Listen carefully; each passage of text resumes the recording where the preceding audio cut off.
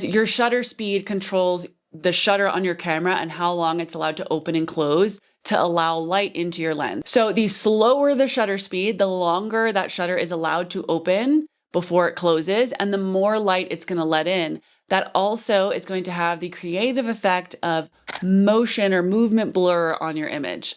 The faster the shutter speed you use, essentially the faster your lens is going to blink, but also the less light it has to let in because it's less time that it's letting light in, right?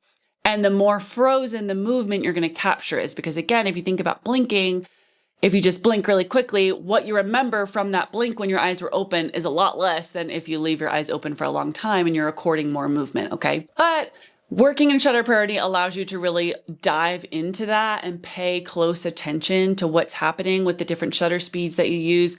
You can start to become familiar with what kind of bare minimums are based on different subjects that you're photographing. So for example, for toddlers, in my past video, I've talked about how I like to really try not to go below 1/500, because again, that's a fraction of a second.